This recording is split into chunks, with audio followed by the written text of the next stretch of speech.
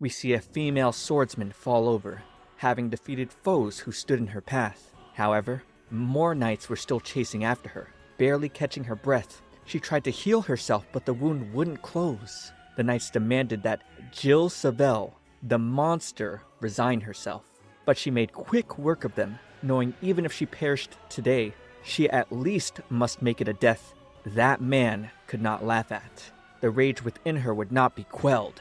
Gerald de Kleitos managed to split Jill's sword with his spear, telling her this was the end of the line. He thought this act of rebellion to be ill-mannered of her, given her execution was scheduled for tomorrow. Jill still remembered the night they first met and he proposed to her. He presented a blue rose, same as the color of his eyes, telling her sweet words of love at first sight that made her heart gush then. Though her youth was different from that of other girls, though people cursed her for being the god of war's daughter, and she received more love letters from women than men, though people ridiculed her, calling her a monster, saying she was a cold-blooded woman who only smiled in battle, none of that bothered her because it was all for her first love, Gerald.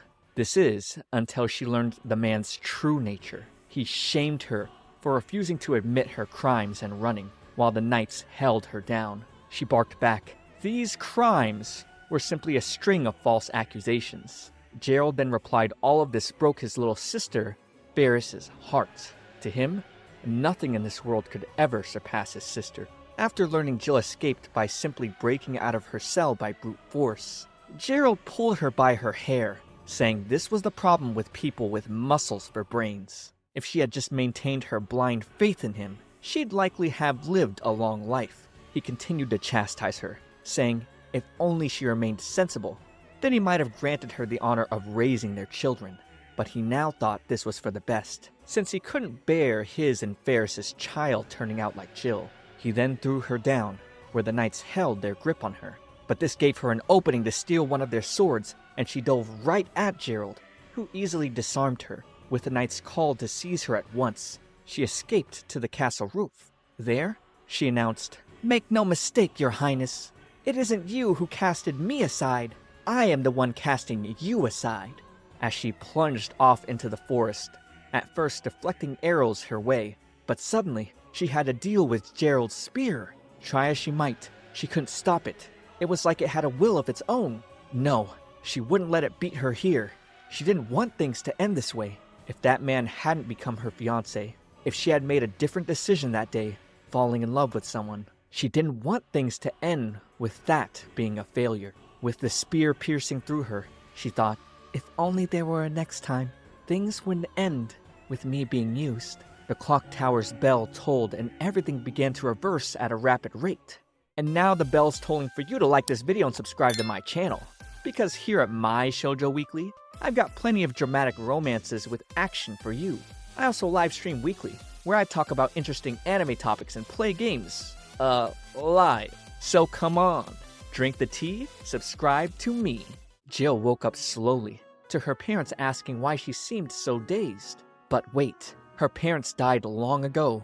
They wondered if she was perhaps nervous, since this was their first time in the royal capital at such a lively party. Tonight, they were celebrating Prince Gerald turning 15 years old. Wait, 15? He should be 21 right now. Jill questioned if her life was flashing before her eyes. Walking back into the party hall, the parents jokingly wished for her to be chosen, since she was utterly hopeless at embroidery and cooking, even being more interested in food than romance. But she had beauty like her mother. She was known to be kind and responsible. Entering in, the servants announced the arrival of Lord and Lady Savelle and their daughter. Jill remembered this party and was now flabbergasted seeing the reflection of her 10-year-old self. They then announced Prince Gerald's arrival, and Jill began to sweat. Gerald turned towards her, making her deathly nervous, so she turned away. She ran off, making the excuse that she felt ill and wanted to go outside for a breath of air. When a crisis arises, until you can find an effective strategy, you should just run away. The internal layout of the palace hadn't changed. She knew at the top of the stairs was Princess Ferris's bedroom. She remembered. Prince Gerald's engagement to herself was merely camouflage for his forbidden love with his sister. When Jill first learned of their transgressions, Gerald was actually the one who broke off their betrothal, and the next day, Jill was imprisoned on false charges. The day after that, her trial was over, and her execution was decided for the following day. The crime was a failed poisoning of the princess. It was a quick and perfect method to silence Jill to protect the honor of the prince and his sister. The very fate she tried to escape. She tried to calm herself. Was this some sort of dream? Or was everything before a dream? Her mother and father were alive somehow. She's turned young again. This should be impossible and none of it made sense. But maybe now, she could do things over? For now, she decided to act on the assumption she's returned to the past. Last time, Gerald proposed to her immediately after their eyes met. This time, she came out to the terrace, so it was already different from her memories. Could it be? She's already fixed everything? Nope. Gerald appeared behind her for a jump scare.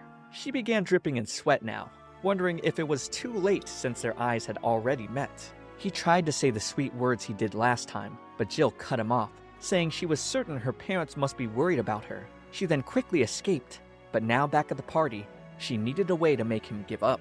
Suddenly saying she already had a lover would be implausible, since she was just a child. And if it wasn't someone that would make the prince stay away, there wouldn't be a point. And men like that weren't just lying around. But suddenly, she tripped on a tail and wondered why a snake was here before it disappeared. Gerald came storming in, questioning why she was running away from him when he had something important to say. She wondered what else she could do, but falling on the lap of someone else, she was willing to take responsibility for involving them.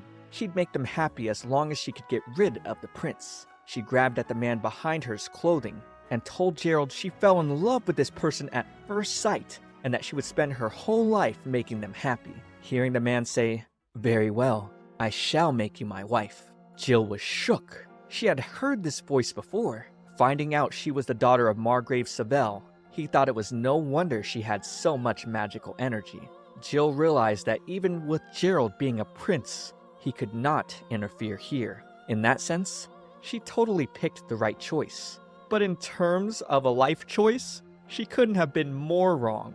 In the future, 6 years from now, this man would use overwhelming power and madness to drown the kingdom in a sea of flames. He was their greatest enemy, the cursed emperor of a neighboring land. Hades Theos Rave accepted her proposal of marriage. He spoke gently, telling her there was no need to feel anxious, because he would always kneel to respect his wife. He just wished this young lady with beautiful amethyst eyes would make him happy.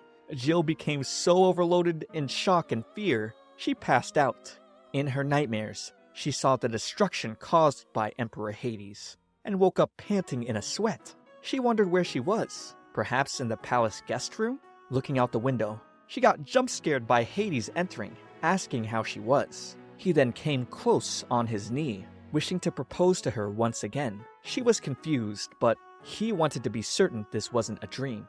Jill was just so surprised, since she now got a different impression from him than the one she got 6 years from now. The emperor she remembered attacked first, telling his soldiers to kill them all, leaving not even a soul behind.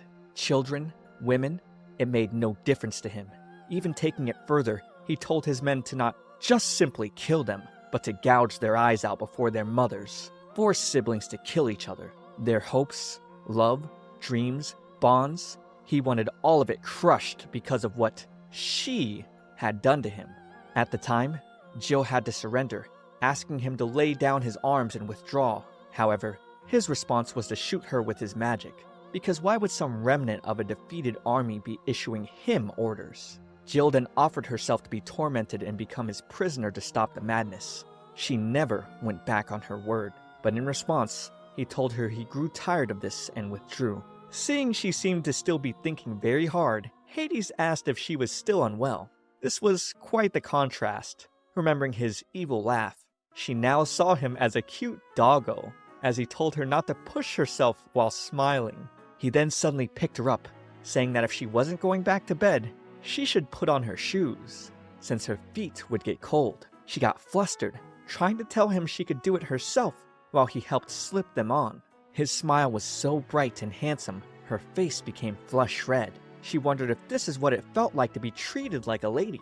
She was overwhelmed, lacking in any defenses or battle experience in this. Ruining the moment, Gerald barged in, asking Jill for an explanation. However, Hades responded that pressing a little girl with so many questions was uncouth. Gerald questioned why he was here, to which the Emperor responded, "It's only natural to be worried when one's betrothed collapses, isn't it?" Gerald challenged this, saying Hades and Jill were not betrothed, and that the Emperor's parents would not approve. And Gerald for some reason really wanted to be engaged to Jill, since it was decided within the inner circles of their kingdom. Gerald told Hades he was interfering with domestic affairs, to which Hades clapped back, saying the prince was simply frustrated he got rejected. Aha!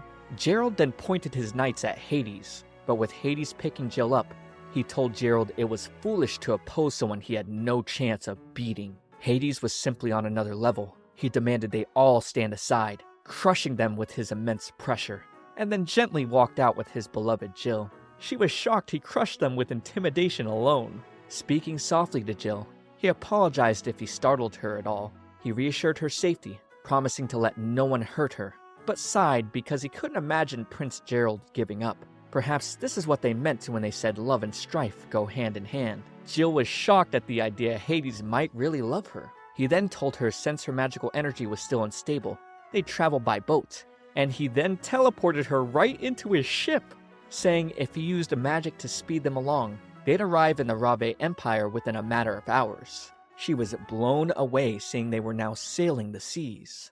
But Hades wouldn't stop doting over her, offering her various outfits to dress in. She decided to not think so hard about why he carried girls' clothes with him, and instead counted her blessings to have escaped Gerald.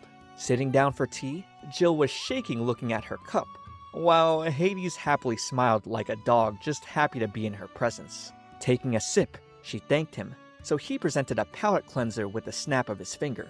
A shining cake she'd never seen anything like. Oh boy, food was the way to Jill's heart. She took a big bite, savoring the unbelievably delicious taste. But she had to return to reality. She asked Hades how serious he was in regards to this betrothal. Now hearing him say, "ideal," she became even more frightened. But she had high magical energy and was exactly the ideal woman he'd been seeking. He was surprised she proposed to him. He could now plan for a perfect, happy family. Jill then uttered she never imagined he'd be a deviant who'd take a child's jest seriously enough to kidnap them, but now had to quickly cover her mouth, with him potentially discovering the proposal was a lie. He wanted to confirm her intentions on whether or not she actually wanted to marry him. Jill then apologized, admitting it really was a lie due to a situation she was in. That's when Hades put his hand on his face, telling Rave to come out and not laugh at him. But the little dragon god was laughing in tears. He knew, of course, the girl had some sort of situation to take care of. Rave made fun of Hades, saying only he would get excited and take it at face value, calling him romantically incompetent. However, with Hades swatting him down, he announced they'd have Dragon God on a spit for the evening's meal. Jill was surprised to learn who Rave was. Goddess of love in the land, Kleitos, dragon god of logic in the skies, Rave. From myths to the founding of nations, they have dragged humanity through a 1,000-year history of war. The Kleitos kingdom is in part a great nation of magic. The majority of its people are born with magic. In contrast, people with magical energy are rare in the Rave Empire, but dragons are born there while none are in Kleitos. Seeing the Emperor and Dragon God bicker, Jill never thought the myths were mere superstition, but still never imagined gods actually existed. Rave came to her side, mentioning the fact that she could both see and speak to him meant she fit the requirements perfectly. The god then brought up the fact that Hades was 19, to which Hades proclaimed an age gap like this was common practice in his kingdom, as his mother married his 40-year-old father when she was 16. But with Jill questioning the problems of an heir, Hades got to blushing, saying, since they just met, maybe they shouldn't discuss that part of the relationship yet. He suggested a proper order to things, like chatting, having tea together. Couples needed time to grow to understand each other first, according to the books. Jill then mentioned Hades' personality and looks didn't quite match. He took this as failing to live up to her expectations. Remembering her proposal was a lie, he swore to repay this debt he owed her. He swore to never forget her name, or Margrave Savelle. What does he mean by that? The chaotic turn of events caused her to forget, but all that awaited her return was that wrought, sister-obsessed man and the end of her life. Even so, Hades was overjoyed. This was the first time anyone said they'd spend their whole life making him happy. Even with it being a fleeting dream, he was grateful for her. Jill now questioned what she was doing here. She made up her mind to take responsibility before she proposed, didn't she? Proposing to make use of him, then discarding him when she no longer needed him? If she did that, then she'd be treating Hades exactly the way she was treated. And this emperor didn't seem like a bad man. She stood up, telling him she took it all back, asking him to marry her once more. He wondered why now, since she wasn't serious before. He asked her to stop trying to bewilder him with her words. But just like that day on the battlefield with him, she told him she never went back on her word. She apologized and swore to never break her vow to him again, swore that she would make him happy and devote her whole life to it. He asked if she was certain about this, to which she responded firmly. Hades confirmed with Rave if what he heard was really true. And yeah, Rave just confirmed that the both of them were crazy. Since Jill was still young, she asked only to be married in name alone until she came of age. And Hades was over the moon. He was perfectly fine with that. He apologized for moving so suddenly. He was just unfamiliar in the ways of love and romance. But setting her down and kissing her hand, he promised to prove the sincerity of his intent. He then called Rave to bestow his blessings onto her, and a ring appeared on her finger. It's the dragon consort's ring, proof that she received the dragon god's blessings as the emperor's wife. She examined the ring with an unsureness. Until they held their ceremony, they'd be telling the people they're engaged.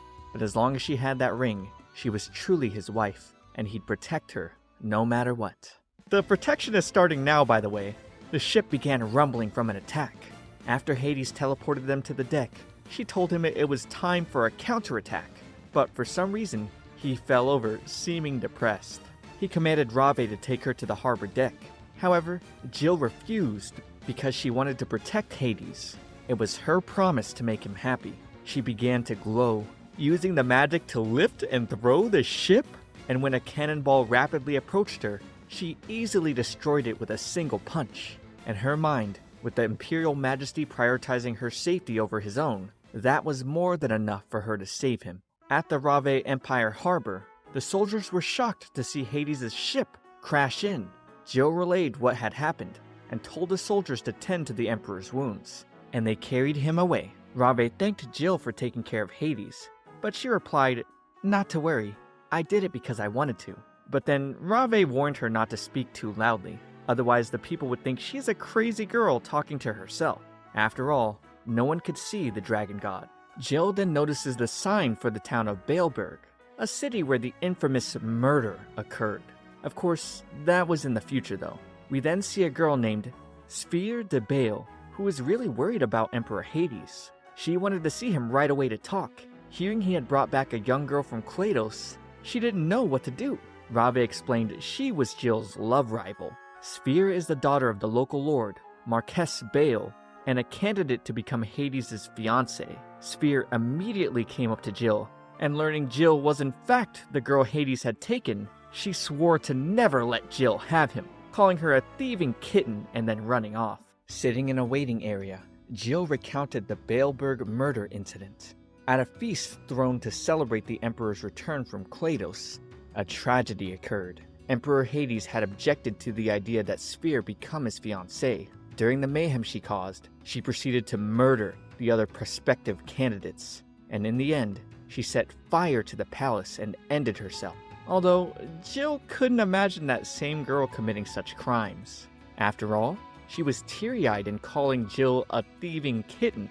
On top of that, the Emperor returned home with Jill, so surely history would not repeat itself. But if it does, it'll lead to civil war and serve as the spark to ignite a war with Kleitos. She didn't want to lose her family back home, or the ones she once knew as her soldiers. Rave came to check up on her, noticing Jill was crying. Jill denied any wrongs, so Rave took it as her becoming depressed for getting holed up in this naval port. He then explained Hades had just woken up, and laughed because the Emperor wanted to confirm his amethyst, aka Jill, was really real. When he heard she came face to face with Sphere, He was so worried that he moaned all through the night. Jill felt he had no need to worry, but then outside, we hear the guard asking for the Emperor's entry pass and identification. The Emperor didn't have any, and even though the guard wasn't notified, Hades just decided to take him out. He then entered the room with croissants for Jill. Hearing her gush, he heard the secret to a harmonious marriage was to first captivate the stomach. He beckoned her to eat the treats, so he could make her love him.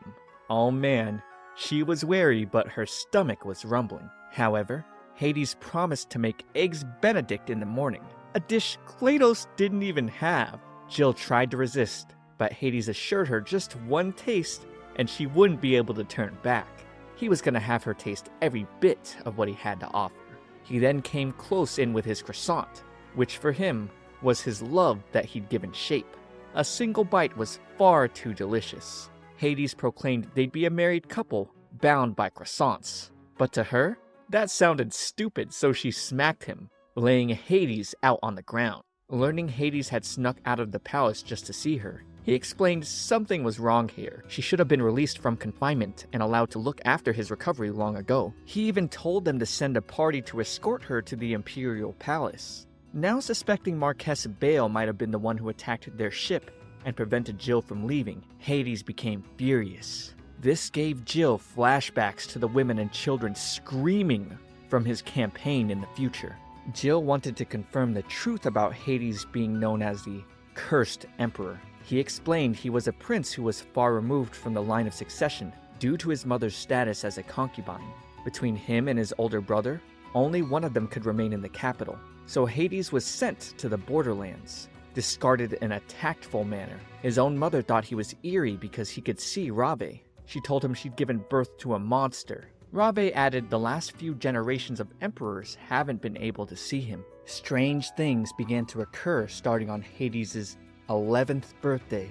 His older brother, the Crown Prince, suddenly died of an illness. The next Crown Prince was decided upon quickly, but he drowned in the bath. The Crown Prince after that hung himself. Apparently, he'd said that he heard a woman's voice every night. The next Crown Prince suffocated while washing his face in the morning. That's how they all died, one by one. Every year on Hades' birthday, one after the other. It was as though some force was trying to make him the emperor. Hades protested his innocence, and the only one who listened was his older brother, Vissel. But Vissel was a lesser prince, and didn't have the power to do anything about the situation. But when the strange deaths persisted over 5 years, it could no longer be attributed to simple coincidence. Their father eventually called Hades to the capital, and made him the crown prince. His father must have been terrified. He even disappeared from the palace. And on the day of Hades' coronation, his mother self-ended. From all the events, Hades was then known as the Cursed Emperor. Jill looked nervously at Rave, but the dragon swore he didn't do it. Even without all of that, Hades was destined to become the emperor. Hades told Jill not to worry. His brother persuaded everyone to support him, so things were relatively peaceful now. However, Jill knew the one who leaked information to Kleitos in the future was that same prince, Vissel.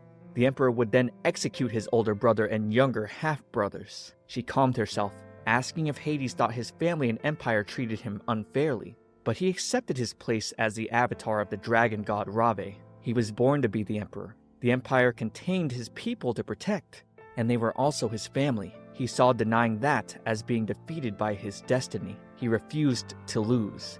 And besides, as long as he had a wife who received Rave's blessing, the curse should subside.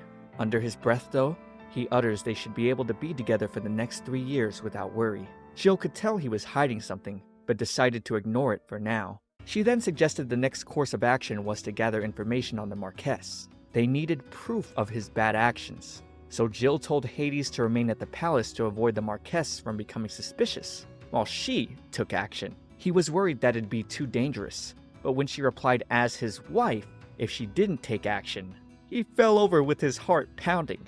Surely at this time it was inappropriate to mention this, but he wanted to make lots of cakes and bread for her. However, Rave told him to hurry back to his room before he ends up bedridden again. Jill smiled.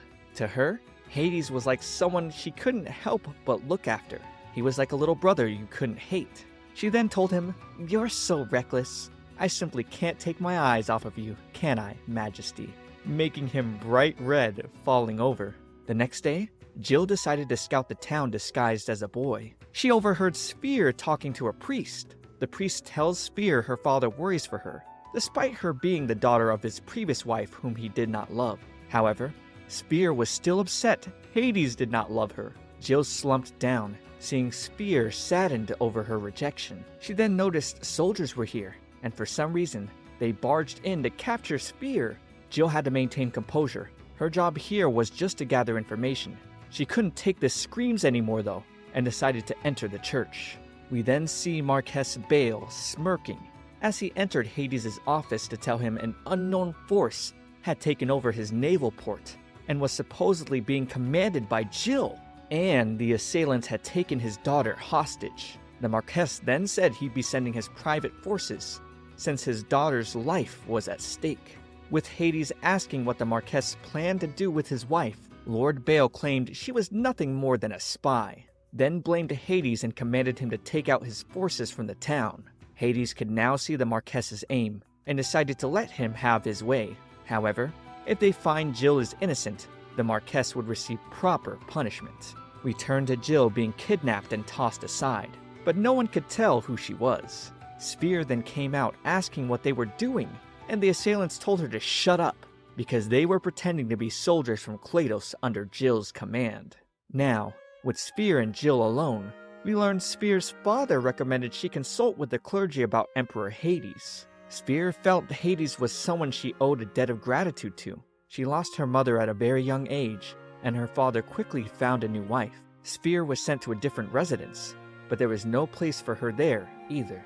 She often escaped to the place where a dragon went to rest, and when she did, the dragon would speak to her. Jill was shocked Sphere could talk to dragons, but she confirmed they only spoke with simple gestures and trivial matters. Even so, Sphere felt like the dragons were talking to her. Continuing to do this though, she found herself completely without friends. Then one day, after Hades ascended the throne, he said he wished to meet her. The first time he met her, he asked if she saw anything on his shoulder. She couldn't see anything though. Afterwards, her father scolded her, saying her answer was wrong. He even said he should take back the money used to send her there. Emperor Hades protected her and had tea with her once a month without fail. That's why she wanted to help him. Before he left for Kleitos, she confessed all her feelings to him, but when she did, he shot her down. Jill felt that last bit ruined everything good she said about him. She wanted to help Sphere, but her father and the priest here were guilty. Even if the two of them escaped, she'd still end up persecuted as the leader of a plot to abduct Lady Sphere. She needed to find a way to expose the Marquess's schemes in front of the people. Then suddenly, the next captives were people Jill was very familiar with, Sieg and Camilla. Camilla wondered if they met somewhere, but was surprised to see Jill in tears, and blamed Sieg for his scary face. Jill noticed the crease between his eyebrows that made him look like he was perpetually in a bad mood, and the tear-like beauty mark under the corner of Camilla's eyes. 6 years from now, Jill lost so much, but right now, she hasn't had anything taken from her yet. This time, she swore to protect everyone. Oh man, what an exciting episode. Subscribe for next week's. Also, watch this next video. It's me, ComfyTea. I'll see you all in the next one.